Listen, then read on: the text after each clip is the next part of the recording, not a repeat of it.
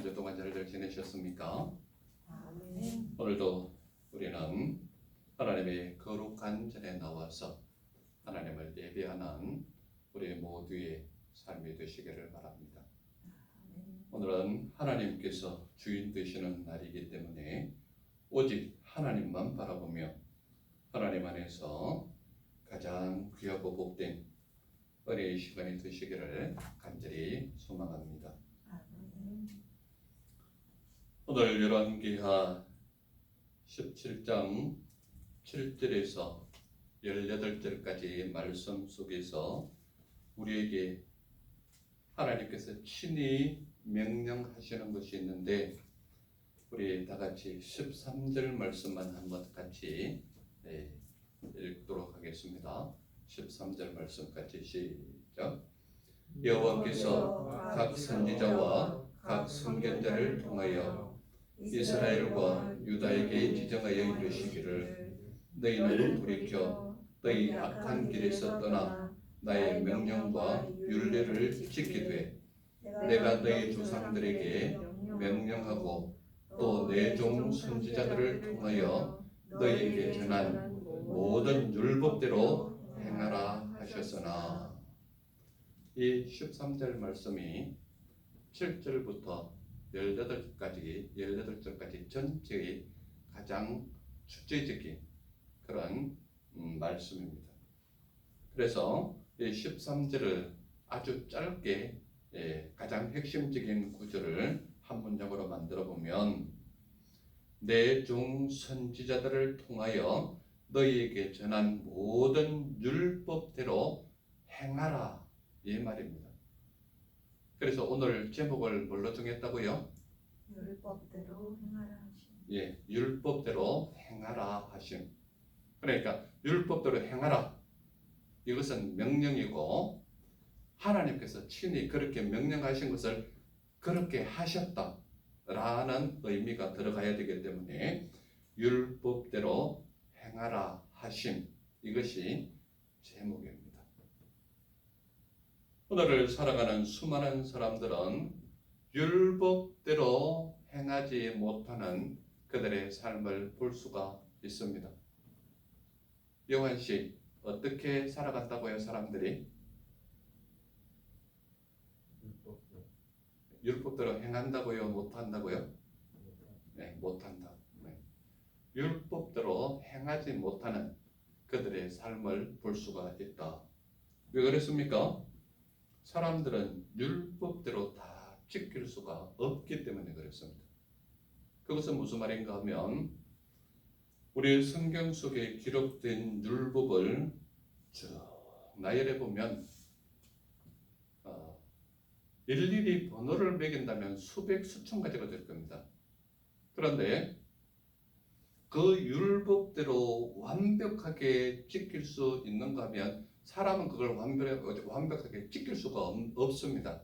왜냐하면 율법과 율법 사이에 겹쳐지는 부분이 있는데 그 겹쳐지는 부분이 사람이 지킬 수 있는 부분이 있고 사람이 지킬 수 없는 부분이 있는데 그 모든 율법대로 완벽히 지킬 수 있는 사람이 없습니다. 그렇기 때문에 오늘을 살아가는 수많은 나라 사람들은 율법대로 행하지 못하는 그들의 삶이 우리에게 보여진다 이 말입니다. 그리고 무엇보다도 그렇다면 왜 율법대로 행하라고 말씀하셨을까요? 이렇게 질문할 수도 있겠지만 하나님은 우리에게 율법을 주셨을 때 율법의 의미가 뭐라고 말씀하시고 있습니까? 율법은 우리에게 무엇을 가르친다고요? 죄를 가르치고 있는 거예요. 그렇기 때문에 하나님은 우리에게 율법대로 행하라고 하시는 이유가 죄에서 벗어나라고 하기 때문에 율법대로 행하라고 말하고 있는 거예요. 그러나 제가 말씀드린 대로 사람들은 율법대로 지킬 수 없는 것이 사람의 연약함이다 이 말입니다. 그리고 율법대로 다 지키면 살 수가 없는 게 우리 인간이에요. 그렇기 때문에 율법 자체는 우리에게 죄가 무엇인지를 가르치지만 우리가 완벽하게 율법을 지킨다고 해서 우리에게 죄가 사라지는 것은 아니에요. 그렇기 때문에 율법은 우리에게 주어지긴 했지만 완벽하게 지킬 수는 없는 거예요.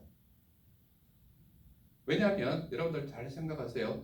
율법을 완벽하게 지켰다 그러면 예수 그리스도를 믿는 믿음과는 관계없이 내가 구원을 받아야 되잖아요. 그러나 율법을 완벽하게 지켰다고 해서 구원받는 건 아닙니다. 그렇기 때문에 율법대로 다 지키면 살 수가 없는 것이 인간의 조건이다. 그리고 무엇보다도 율법을 범하는 모순이 일어나는 것이 율법입니다.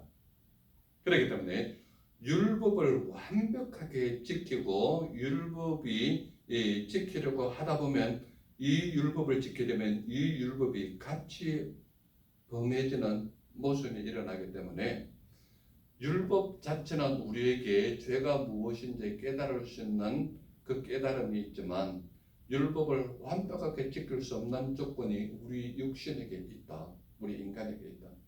그렇기 때문에 사람들은 율법대로 행하지 못하는 그들의 삶이 있다. 이 말입니다. 그렇다면 오늘 말씀은 우리에게 무엇을 말하고 있는가 하면 선지자들을 통하여 전한 율법대로 행하라 라고 말씀하고 있는 것입니다. 13절 후반절에 한번 보세요. 13절 후반절에 보면 또 내 종 선지자들을 통하여 너희에게 전한 모든 율법대로 행하라 하셨으나 이렇게 되어 있죠. 내 종 선지자 13절 초반부에 시작하면 여호와께서 각 선지자와 각 선견자를 통하여 이렇게 되어 있죠. 선지자는 뭐고 선견자는 뭡니까? 설명할 수 있겠습니까? 요셉 씨, 선지자는 뭐예요? 하늘 말씀을 전하죠. 네, 역시 네, 우리 요셉이 진짜 똑똑합니다. 서하은 씨, 선견자는 뭘까요? 선견자 뭘까요? 네, 잘 모를 수도 있죠. 성경 원어로 보면 선지자는 나비로 되어 있고 나비라는 말이 성경 원어 나비라는 말이 선지자라는 말입니다. 선견자는 호재라는 말입니다. 호재. 나비와 호재는 어떤 의미가 있는가 하면 나비는 하나님의 말씀을 전하는 자, 하나님의 말씀에 젖어 있는 자, 하나님의 말씀을 전파하고 그 말씀을 입각하여 전하는 자, 이런 의미가 선지자, 나비라는 의미입니다. 호재라는 말은 어떤 의미가 섞여 있는가 하면 호재라는 말은 선견자라는 말인데 하나님의 말씀을 받은 자, 하나님의 말씀을 맞은 자, 그리고 하나님의 말씀을 들은 대로 전하는 자, 이런 의미가 호재, 선견자라는 말입니다. 단어로 선지자와 선견자 다르게 분별해서 나비, 호재 이런 의미를 맞춰서 번역했지만 선지자와 선견자라는 의미의 공통점은 하나님의 말씀을 전하는 자, 하나님의 말씀을 받은 자, 하나님께 들은 말씀 그대로를 전하는 자, 이런 의미가 바로 선지자 또는 선견자라는 의미입니다. 그러면 하나님께서 우리에게 13절에 말씀하시는 것이 선지자들을 통하여 전한 율법대로 행하라 그랬는데 선지자가 누군가 하면 하나님께서는 말씀에 내 종이라고 말합니다. 내 종. 13절 후반절을 보세요. 후반절. 또 내 종 선지자들을 통하여 이렇게 말하고 있죠. 그러니까 선지자와 선견자는 하나님의 종입니다. 종. 하나님의 종. 그렇기 때문에 선지자들을 통하여 전한 율법대로 행하라 이 말은 내 종을 통하여 전하는 내 말씀대로 너희는 행하라 이 말과 똑같은 말입니다. 그러면 이 말씀을 할 때에 우리가 가장 크게 드러나는 관점이 무엇인지 우리가 한번 살펴보려고 하는 것입니다. 7절에서 12절까지의 가장 정확하게 드러나는 관점이 하나 있는데 그게 뭔가 하면 이스라엘 자손이 이방 사람의 율례를 행하였다. 이 관점이 제일 먼저 드러나는 관점입니다. 그러니까 7절에서 12절까지를 뭉뚱그려서 한 문장으로 딱 나타내면 무슨 말인가 하면 이스라엘 자손이 이방 사람의 율례를 행하였다. 이것이 제일 먼저 드러나는 겁니다. 7절, 8절 말씀은 우리가 한 목소리로 같이 한번 읽어볼까요? 7절, 8절 같이 시작. 이 일은 이스라엘 자손이 자기를 애굽 땅에서 인도하여 내사 애굽의 왕 바로의 손에서 벗어나게 하신 그 하나님 여호와께 죄를 범하고 또 다른 신들을 경외하며 여호와께서 이스라엘 자손 앞에서 쫓아내신 이방 사람의 규례와 이스라엘 여러 왕이 세운 율례를 행하였습니다. 그러니까 이 7절 8절에 드러나는 이스라엘 자손의 죄가 뭐냐 하면 이스라엘 자손이 이방 사람들의 율례를 행하였다 이 말입니다. 그러면 이스라엘 사람들은 어떤 사람들입니까? 여호와 하나님만 믿고 따르는 선택받은 백성이 이스라엘 백성이에요.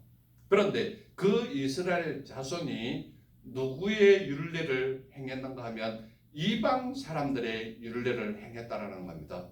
그렇다면 그들이 어떤 율례를 행했는가 하면 첫 번째로 나타나는 것이 여호와를 배역하여 산당을 세웠다는 것입니다. 산당을 세웠다. 9절 한번 같이 읽을까요? 9절 시작.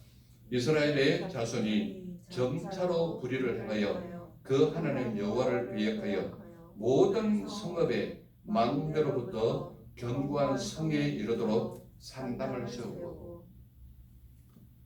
요한씨, 산당이 뭐 하는 곳입니까?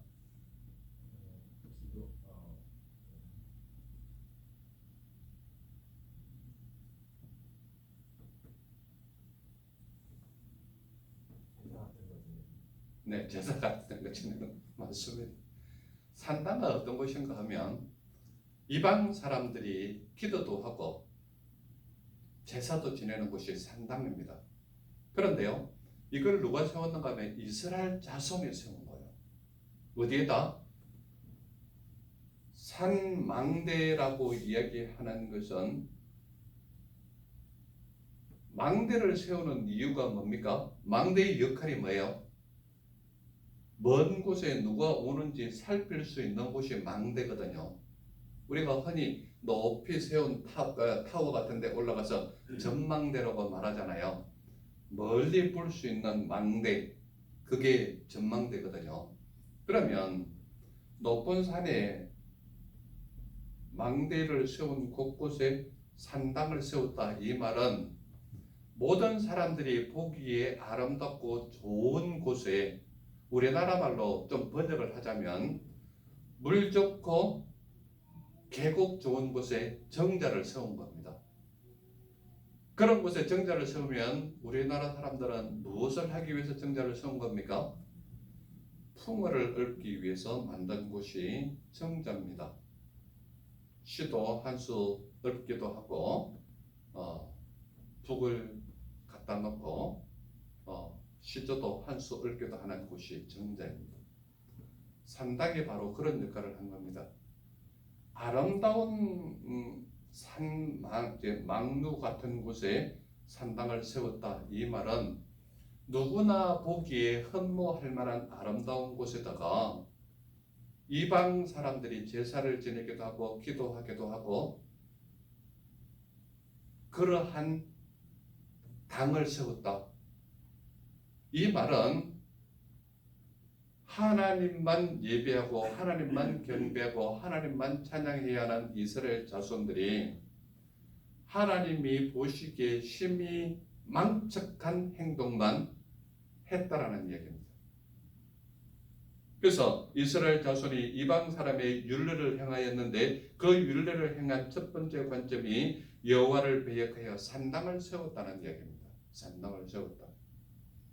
그 다음에 나타나는 게 뭐예요? 목상과 아세라상을 세웠다라는 것입니다. 목상과 아세라상은 뭘까요? 목상과 아세라상. 우리가 과거에 어릴 때에 시골 마을에 가면 솥대라 그래가지고 높이 나무에 모양 깎아가지고 매달아 놨죠. 이게 무엇을 의미합니까? 이 마을을 지키는 애군을 막는 신의 역할을 하는 것이 그 솥대 역할입니다. 그러면 이 이스라엘 자손이 목상과 아세라상을 세웠다 이 말은 이곳은 우리는 대놓고 지금 나무를 세워서 이상한 토테미즘 같은 토착신화 같은 그런 것을 섬기고 있다라는 표시로 나타내는 것이 목상이거든요. 그리고 아세라상의 대표적인 것은 풍요를 나타내는 것인데 우리 사모는 기억할지 모르겠는데 이스라엘 그 성지 순례 가면 그들이 섬겼던 그 우상 아세라상을 이렇게 전시해 놓은 곳이 있는데 거기 가면 아세라상을 여성화 시켜서 여성으로 만들어 놨는데 온 몸통은 가슴으로 여자의 그 가슴으로 이렇게 막 새겨 놨습니다. 그러니까 아세라상을 세우는데 보면 여성의 몸을 나무로 깎아놨는데 몸체는 전부 다 곳곳에 가슴을 이렇게 새겨놨습니다. 그것은 뭔가 하면 다산의 신이고 풍요의 신이라는 의미에서 젖가슴을 많이 만들어 놓은 것은 자녀의 풍요로움 그리고 먹을 곡식을 풍성하게 만들어주는 신 이런 의미가 그 아세라상에 포함되어 있는 겁니다. 그런데 이 이스라엘 백성들이 목상과 아세라상을 세웠다라고 말하는 것은 그들이 이방 사람들이 섬기는 그들의 신을 그대로 섬겼다라는 것을 말하고 있는 것입니다. 그 다음에 나타나는 것이 뭔가 하면 산당에서 분향하며 또 우상을 섬겼다라고 말하고 있는 것입니다. 11절 12절만 우리 같이 한번 읽어볼까요? 시작. 또 여호와께서 그들 앞에서 물리치신 이방 사람같이 그곳 모든 산당에서 분향하며 또 악을 행하여 여호와를 경동하게 하였으며 또 우상을 섬겼으니 이는 여호와께서 그들에게 행하지 말라고 말씀하신 일이라. 그러니까 이스라엘 백성들에게 너희는 절대 우상을 섬기지 말라고 말씀했음에도 불구하고 이스라엘 자손들이 철저하게 토테미즘화 됐다 이 말입니다. 토테미즘화 됐다는 건 뭐예요? 그들이 들어간 그곳에서 그들이 섬기는 토착신을 섬겼다 이 말을 하고 있는 것입니다. 하나님은 철저하게 선지자들을 통하여 전한 율법대로 행하라 그랬는데 이스라엘 자손이 이방 사람의 율례를 행하였다라는 것이 바로 7절 8절에 나와 있으면서 12절까지에 나와 있는 잘못이 바로 이스라엘의 이러한 잘못이었다. 두 번째로 나타나는 것이 뭡니까? 두 번째로 나타나는 것이 내 종 선지자들을 통하여 전한 율법대로 행하라 하셨거든요. 13절에 우리가 읽은 것처럼 행하라 하셨는데 그들이 행한 모습의 그 행동을 보면 어떻게 나타나는가 하면 그들이 듣지 아니하고 그들의 목을 곧게 하였다라고 말하고 있습니다. 어디 있습니까? 14절입니다. 14절 우리 한 목소리로 한번 읽어볼까요? 시작. 그들이 듣지 아니하고 그들의 목을 곧게 하기를 그들의 하나님 여호와를 믿지 아니하던 그들 조상들의 목같이 하여. 즉 말하자면 북이스라엘은 솔로몬 이후로 갈라졌던 나라가 북쪽은 북이스라엘, 남쪽은 남유다 이렇게 표현하잖아요. 그 갈라져 있는 중에 북쪽은 여로보암이 왕으로 있으면서 철저하게 그들은 우상을 섬기는 것뿐만 아니라 이방 사람들과 같이 그들이 섬겼던 토착신들을 섬기는 모습이 북이스라엘의 모습이었다 이 말입니다. 그런데 내 종 선지자들을 통하여 전한 율법대로 행하라라는 여호와 하나님의 강한 명령이 있었음에도 불구하고 그들은 어떻게 된 것인지 듣지 않고 그들의 목을 곧게 했다라는 얘기입니다. 즉 말하자면 망하여 넘어진 북이스라엘의 모습처럼 그들의 조상들의 목처럼 곧게 해서 하나님의 말씀을 듣지 않았다. 이 말을 하고 있는 거예요. 내 종 선지자들을 통하여 전한 율법대로 행하라라는 것이 하나님의 강한 명령이셨음에도 불구하고 그들은 듣지 아니하고 그들의 목을 곧게 했다. 이것이 14절에 나타나는 모습이고 15절에 나타나는 모습이 뭔가 하면 여호와의 율례와 언약의 말씀을 버리고 이방 사람을 따랐다라고 말하고 있는 것입니다. 15절 우리 같이 확인을 해볼까요? 15절 같이 한번 시작.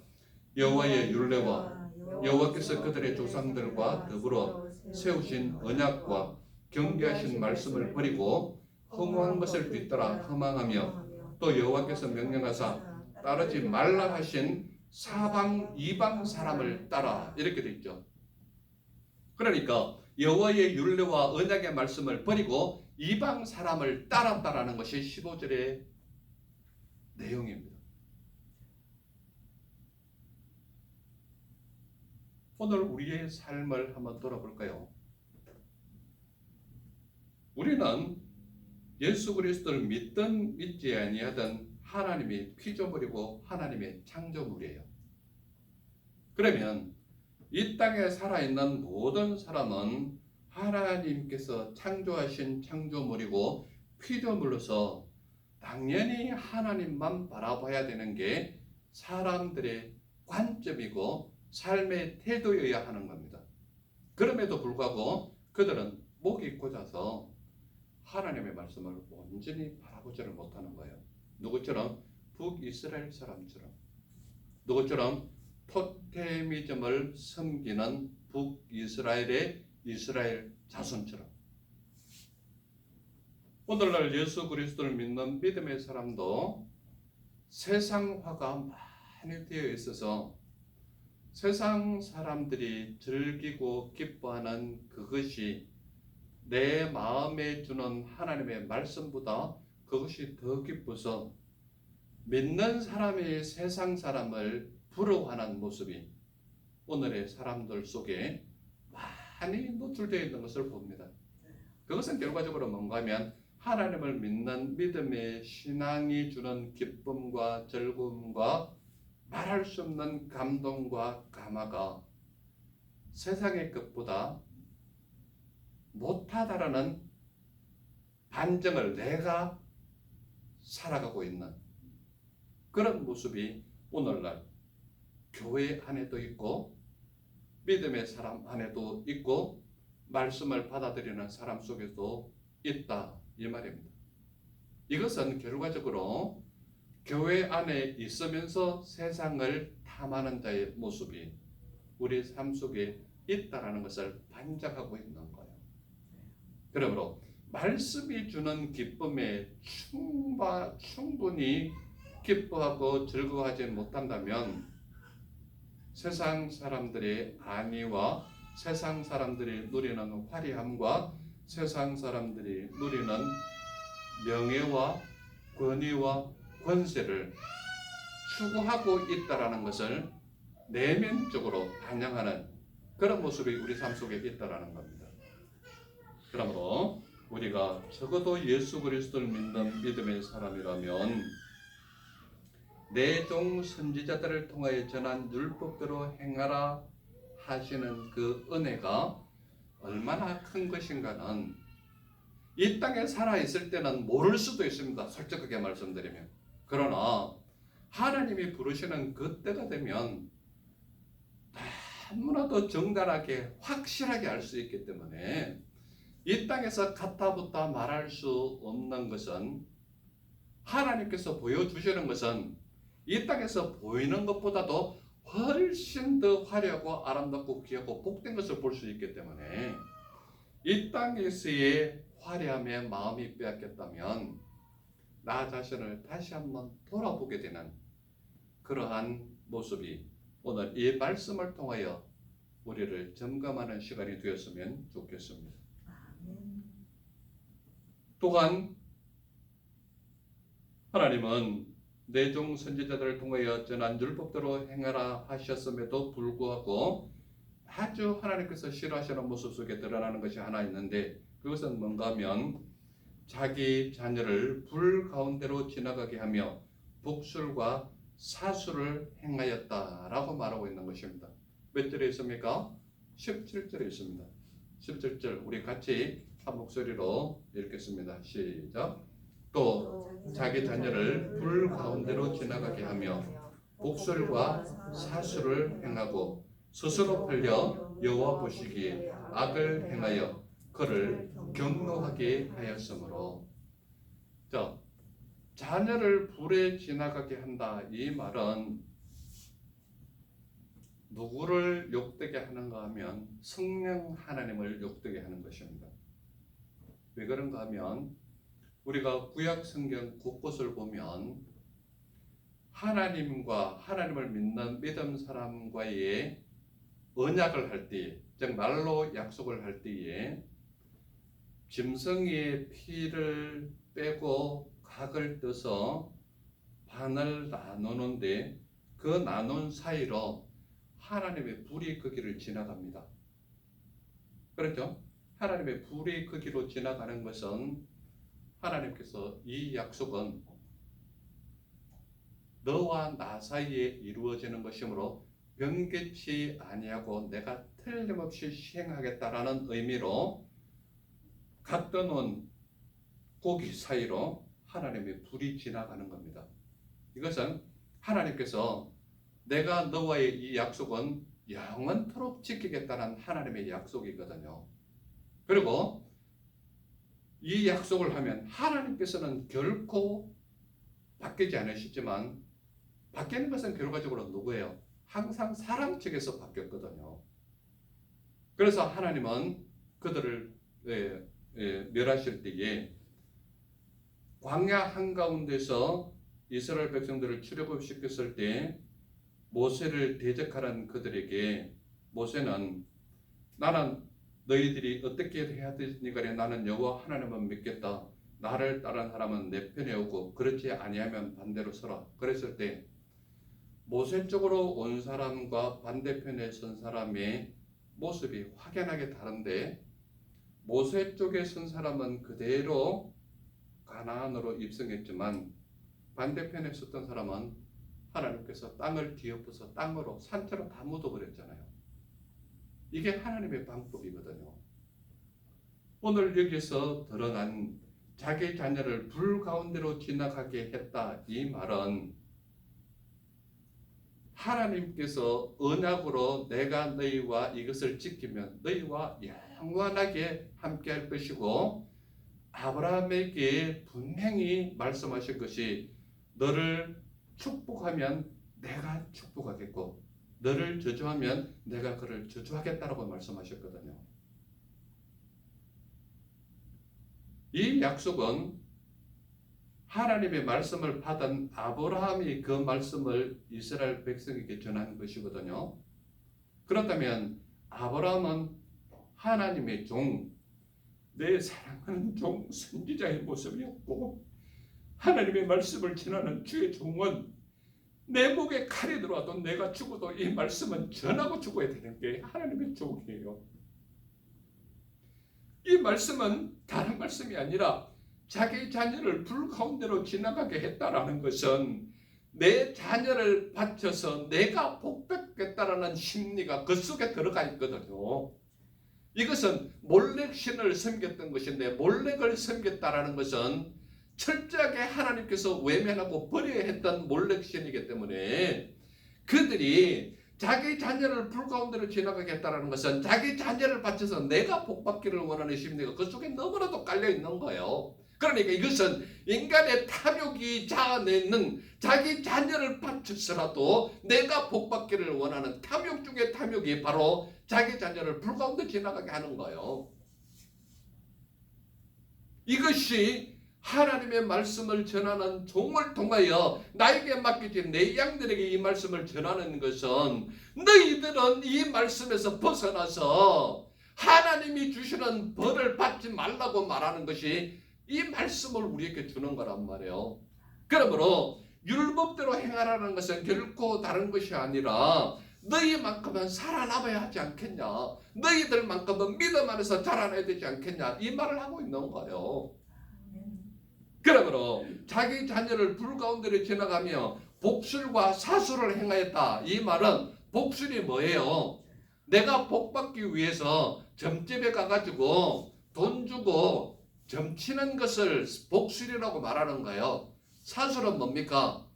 세상 사람들의 눈을 현혹시켜서 요술같이 행해가지고 복받게 하는, 즉 말하자면 남의 돈을 착취하는, 이것이 사술이거든요. 그러니까 세 번째로 나타나는 관점, 자기 자녀를 불 가운데로 지나가게 하면 복술과 사술을 행하였다라는 것은 내 자녀를 불에 바쳐서라도 복은 내가 받겠다라는 심리가 깔려 있는 거예요. 그런데 이것을 누가 행했다고요? 하나님을 믿는 믿음의 사람들이 이 짓을 했다라는 거예요. 누가요? 이스라엘 자손이. 그래서 하나님께서는 간절하게 명령을 하시는 뭔가 하면, 내 종 선지자들을 통하여 전한 율법대로 행하라, 이렇게 말씀하고 있는 거예요. 첫 번째 관점이 뭡니까? 이스라엘 자손이 이방 사람의 율례를 행하였다라는 것이 첫 번째 관점이고, 두 번째 관점이 내 종 선지자들을 통하여 전한 율법대로 행하라 했는데 어떻게 했습니까? 지키지 않은 거예요. 그러니까 하나님께서 어떻게 하시는지 보세요. 18절 우리 같이 한번 읽어볼까요? 18절 같이 한 목소리로 시작. 여호와께서 이스라엘에게 심히 노하사 그들을 그의 앞에서 제거하시니 오직 유다 지파 외에는 남은 자가 없으니라. 여기서 나타나는 게 뭡니까? 하나님의 관점이 여호와께서 그들을 제거하셨다는 거예요. 왜 그렇습니까? 왜 그래요? 이스라엘 자손이 이방 사람의 율례를 행한 거예요. 그리고 내 종 선지자들을 통하여 전한 율법대로 행해라 그랬는데 지키지 않은 거예요. 그러니까 하나님께서는 아예 그들을 제거해버리는 거예요. 어떻게 제거했습니까? 이스라엘에게 심히 노하신 하나님의 모습을 볼 수 있는 거예요. 18절에 그대로 드러나지 않습니까? 이스라엘에게 심히 노했다고. 그리고 그들을 그의 앞에서 제거했다라고 말하고 있죠. 제거했다라는 말은 죽였다라는 말도 있고, 다른 데로 옮겼다라는 말도 있고, 또한 그들을 이곳에서 다른 곳으로 아예 거처를 옮겼다, 이런 말도 포함되어 있는 것이 제거했다라는 말입니다.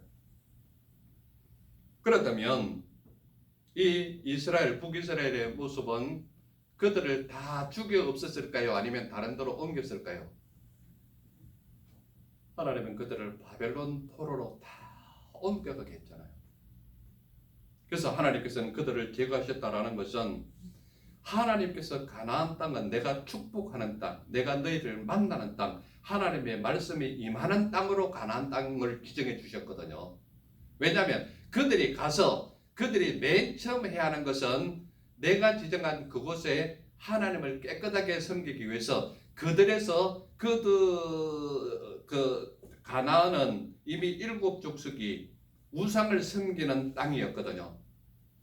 그런데 하나님은 그들의 백성들을 그곳에 보낸 이유가 뭡니까? 그곳에 있는 모든 이방신을 섬기는 그들을 다 제거하라 그랬거든요. 그럼에도 불구하고 이스라엘 자손은 말 안 듣고 일부러 남겼잖아요. 자기 자신들의 편리를 위해서. 여호와 하나님은 그들을 제거하셨는데 분명한 관점이 있습니다. 하나님을 믿는 믿음의 사람이 율례를 이방 사람들의 율례를 행했을 때 하나님은 그것을 못 보는 거예요. 왜냐하면 하나님만 섬기는 믿음의 백성으로 선택받은 자는 하나님만 섬겨야 마땅하거든요. 오늘날 주님 전에 나와 예배하는 이 남은 자들, 바깥에 있는 사람들은 버려진 자입니까? 그것이 아니에요. 그들은 관심의 대상이지. 그래서 하나님을 믿는 믿음의 백성은 두 가지만 늘 머릿속에 생각해야 되는 겁니다. 그것은 뭔가 하면 교인과 앞으로 교인 될 사람. 이해가 되십니까? 무슨 말인지?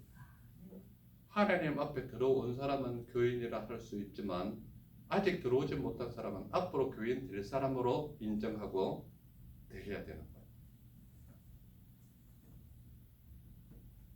하나님은 그들을 제거하셨는데 어떻게 제거하셨는가 하면 그들을 그의 앞에서 제거하셨다. 그리고 마지막으로 우리에게 던져주는 아주 의미심장한 것이 있죠. 오직 유다 지파만 남았다라고 말하고 있습니다. 18절 같이 한번 읽어볼까요? 시작. 여호와께서 이스라엘에게 심히 놓아사 그들을 그의 앞에서 제거하시니 오직 유다 지파 외에는 남은 자가 없습니다. 우리는 남은 자입니까? 하나님 눈밖에는 자입니까? 그 의미가 분명히 있어야 됩니다. 하나님은 기독교의 역사를 통하여서 끊임없이 죄를 저지를 수밖에 없는 연약함이 인간 속에 있는 것을 분명히 알아요. 그러나 그러함에도 불구하고 소수의 남은 자를 끝까지 남겨주신 거예요. 오늘날 우리가 살아가는 수많은 사람들 속에 왜 하필이면 이 사람들이 베드레 교회 안에서 예배할까요? 왜 하필이면 여기 있는 이 사람들만 하나님 앞에 부름을 받아서 나와 예배할 수 있을까요?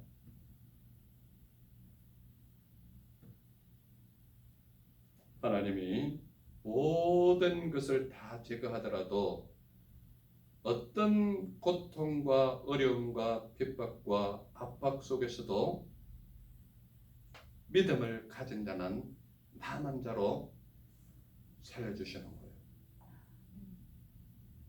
그렇기 때문에 오직 우리는 세상을 바라보는 관점으로 살아가는 것이 아니라 하나님만 바라보는 관점이 우리에게 있어서 그분의 말씀만 쫓고 그분만 믿고 나아가는 모습이 우리 모두의 삶이 되어야 한다. 이것을 오늘 말씀을 통해 우리에게 알려주시는 것입니다. 그렇다면 사람들은 왜 율법대로 행하지 못하는가? 자신의 탐욕대로 살아가기 때문입니다. 또한 자신의 지식과 경험이 말씀보다 우선이기 때문에 그렇습니다. 또한 모든 기준이 자기 자신에게 있기 때문에 하나님의 율법대로 행하지 못하는 그들의 모습이 있다 이 말입니다. 예수님은 율법대로 행하신 하나님이 우리가 믿는 예수님이시다. 예수님은 율법에 기록된 대로 행하신 하나님이시고 예수님은 선지자들의 가르침을 통하여 메시아로 오신 하나님이 우리가 믿는 예수님이시다. 그리고 그 예수님은 율법을 폐하러 온 것이 아니라 완성하러 오신 분이 우리가 믿는 예수님이시다. 그러므로 우리는 오직 예수 그리스도만 믿고 따르는 믿음의 백성들이 바로 우리의 모습이 되어야 한다. 이 말씀을 오늘 이 말씀이 우리에게 말하고 있다 이 말입니다. 그렇다면 우리 모두는 믿음의 사람인데 믿음의 사람은 어떻게 살아가야 하느냐? 믿음의 사람은 율법대로 행하는 삶이 우리의 삶이 되어야 한다. 어떻게? 율법대로 행하여 죄를 범하지 않는 삶이 우리의 삶이 되어야 한다. 7절에 보면 율법을 지키지 않는 죄를 범한 것이 이스라엘 자손의 죄라 그랬거든요.